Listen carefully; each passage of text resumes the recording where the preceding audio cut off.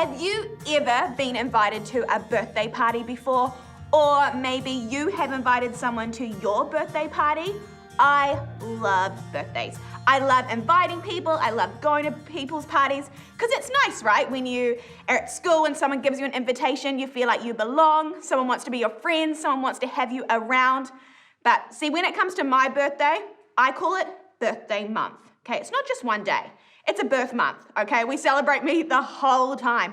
I just love parties. I love getting to dress up. I love wearing party hats. I love presents. I know it can kind of sound bad, but I love opening presents. I love all the cool wrapping and the fancy bows and the bags and opening up and knowing that present is just for me. But I also do love going to other people's parties. I love celebrating other people. I've always loved going to birthday parties growing up when there's cool themes, or you get to go to like Jump or the zoo or just at someone's house and you can do dance parties, musical statues, my absolute favorite. But if I'm honest, I find it a bit hard watching other people open up their presents because I love presents so much. And then you see someone else getting to unwrap and you just have to sit there and go, yay! And inside you're kind of like, I want it. I really want that present. But I've had to learn that actually it's just as cool being able to watch someone enjoy something else in life.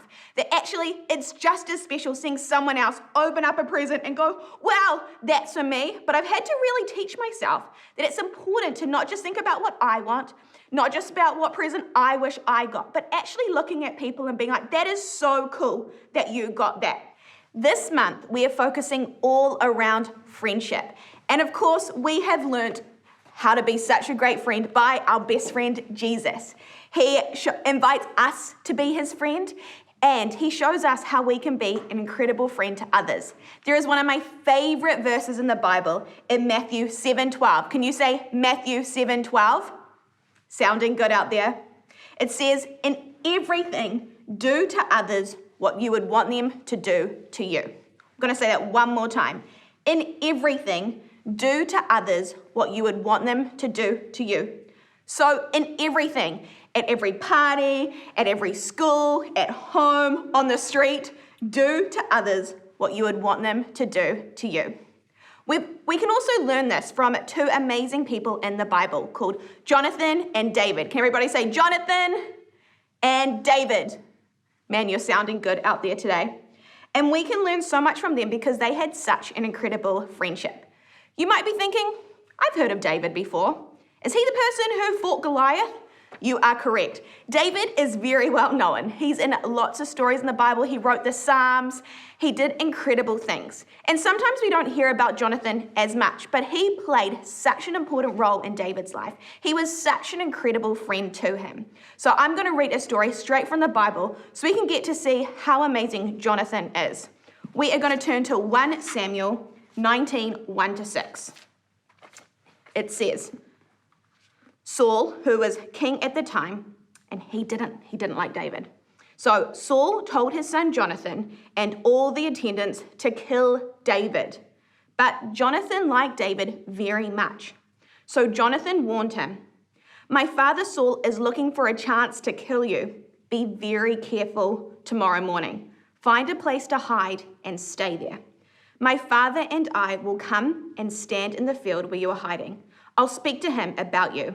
Then I'll tell you what I find out. Jonathan told his father Saul some good things about David. He said to him, please don't do anything to harm David. He hasn't done anything to harm you. And what he's done has helped you a lot. He put his own life in danger when he killed Goliath.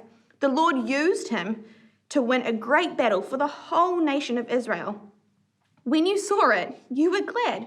So why would you do anything to harm a man like David? He isn't guilty of doing anything to harm you. Why would you want to kill him without any reason?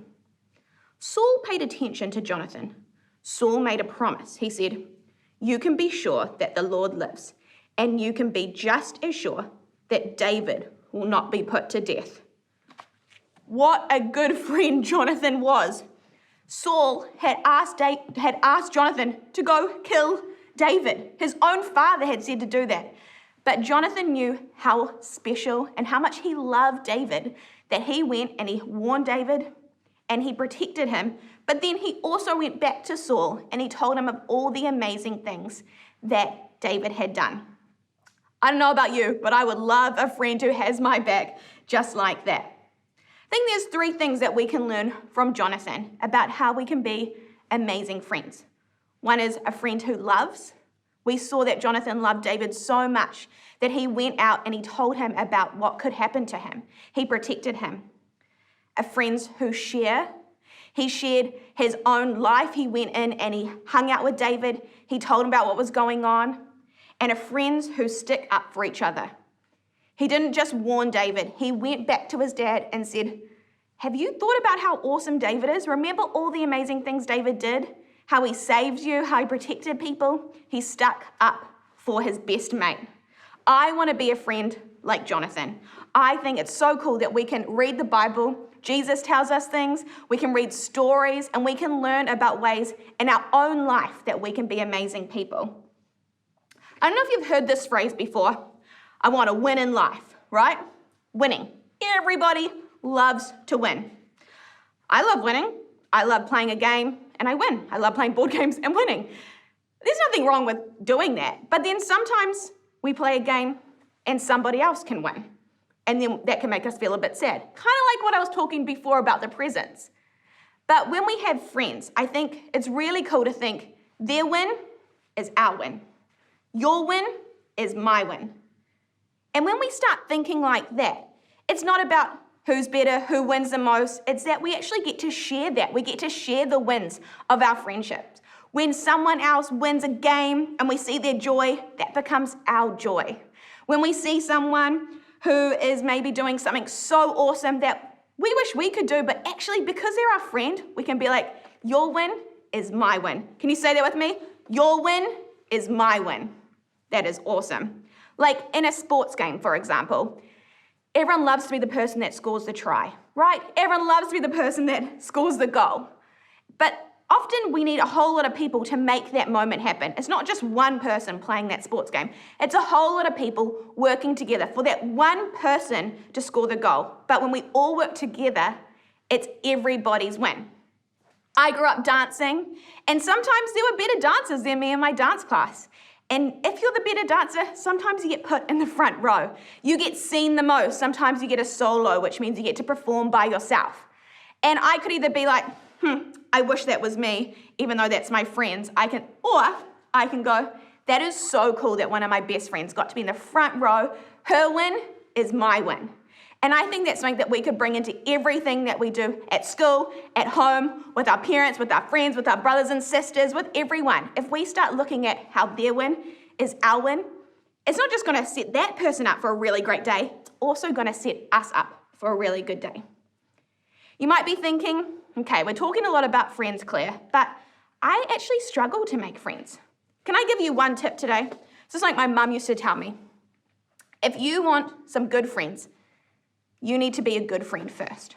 So can I encourage you, if you're trying to make friends, if you're trying to build better friendships, think about how you can be such a good friend. And I truly believe one of those ways is to see their win as your win.